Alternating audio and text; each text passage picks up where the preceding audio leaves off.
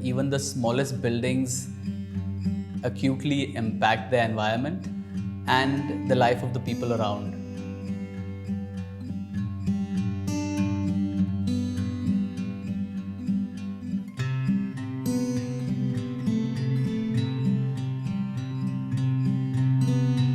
Palyam Veedu is located in Chennamangalam, an hour's drive from Cochin, and it's a historically very important site. It has a number of heritage buildings where the erstwhile prime ministers of the Cochin royal family lived. They all reside mostly outside, and once every year or so, they have a 14-day festival where all the heritage structures are closed down. Right now, they function as a museum for the public, but they're closed down for that period, and the extended family comes from all over the world and stays in those houses and celebrates the festival in their temple and in their traditional courtyard house. So it was a very small project. Being a vacation cottage was just an 800 square feet kind of requirement that they had. It's an important historical site, and every intervention, every even little building that would come into it would deeply affect the way that whole place was laid out. So the layout we felt could be kept fairly open plan and be accommodative of the extended family and the artists who would perform in the temple come to rest here, the family members who are only 4 actually, but it could extend up to accommodate even up to 10-15 people during the family festival. So the artists, musicians, extended family, these kind of people needed to be accommodated only for a few nights. So an open plan where you could lay out mattresses or mats and sleep on the floor, that was perfectly acceptable. And the other part of the house then accommodates the family, which is the bedroom, a little more private with attached bathrooms and such. So the house is situated between many large buildings. One of them is the Palyam Palace. The other is a very large Naligettu, which is a traditional Kerala courtyard home. And those are very large compared to this little house, but they are completely in the proximity of this house. So it's completely surrounded by traditional tiled roofs and woodwork all around. So this informed 2 things. One was the material palette, and the other is how the house is laid out. So most of this complex now functions as a museum that is open to the public. And the main pathway to the museum, that is this, is from here.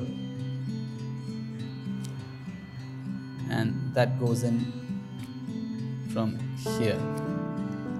The plot itself was just about 3.5 cents. And any house that we would build here would block the family access to the palace, to the museum. So the house itself is laid out in 2 portions like this. One accommodates the larger living function, and the other has the bedroom function.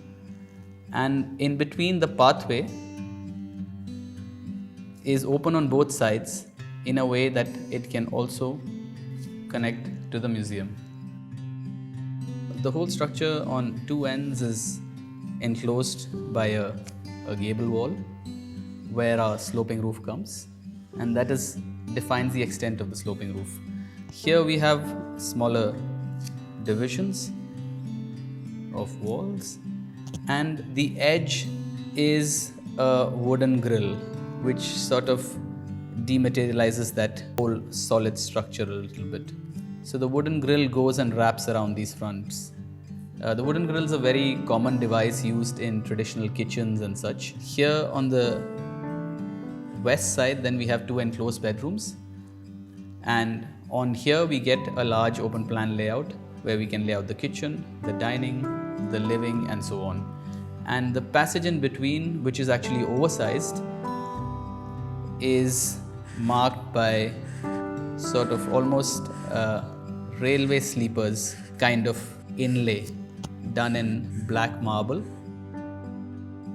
So then you get this whole connection to the museum beyond. The bathroom block is treated separately and then has a flat roof and sticks to the side so as to not disturb the harmony of the whole layout.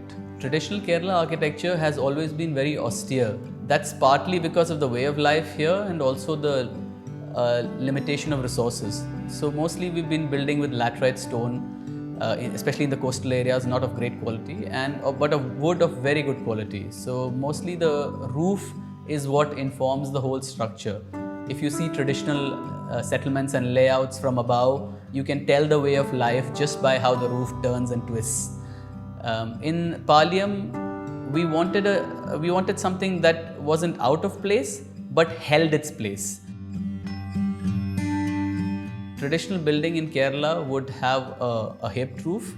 What we did was we enclosed it with a gable wall on both ends. That makes it a lot more compact. And we introduced a rainwater channel on both sides where the eaves end, so you don't see the edge of the roof. That makes the whole composition very compact, where you have a solid base and then it dematerializes as it goes into lighter materials like wood and then finally onto a tiled roof. So we followed the same thing what our ancestors did. We've just compacted it to suit a modern way of life and also for the building to hold its own in this large complex.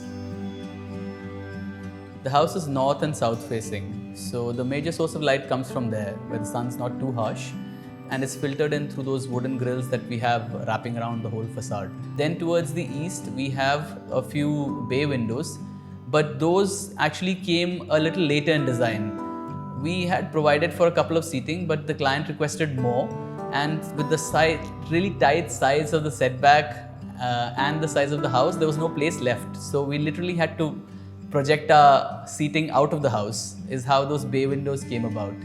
And one of those windows is actually a place for a hand wash, which is a very characteristic feature of any Indian family who likes to wash their hands after a meal. So as I had mentioned, that the house makes a large gesture towards the museum by providing a pathway through it.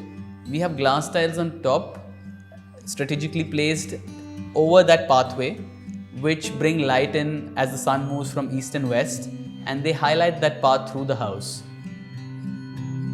So for a small house, it's better to keep seamless finishes, which is why we go in for this kind of oxide and polished cement. Now, the material palette's very limited, but also is a cue taken from traditional Kerala houses.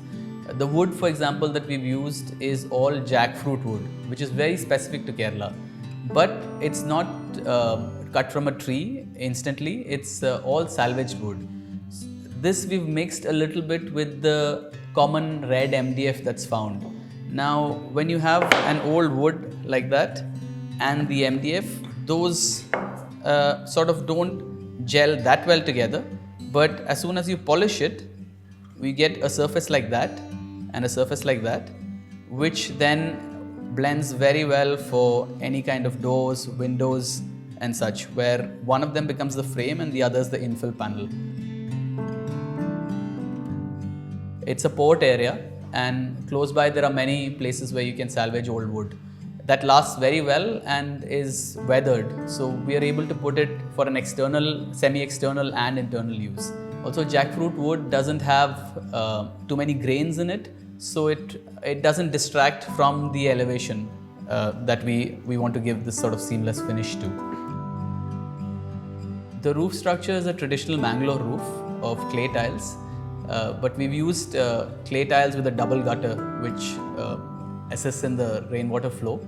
It's also provided with clips. We make custom-made clips that hold the tiles together, because in Kerala, with the sea breeze and also with a lot of wildlife around, you get a lot of shaking of tiles, and this leads to leaks.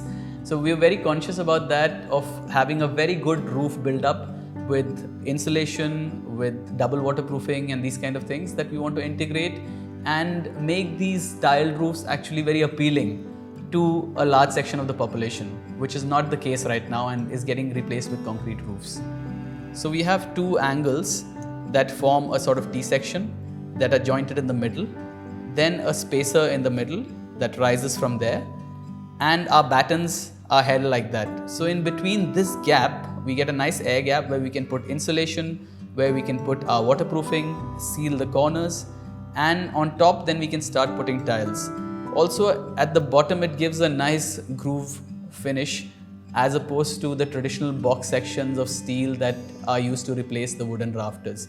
So again, from the inside also you immediately get the feel of something new but done in the same structural logic of the old. So every project that we should consider, no matter how small, should be considered carefully. And also, while blending in with the surroundings, it should hold its place through its own ingenuity and in the way that it looks towards the future.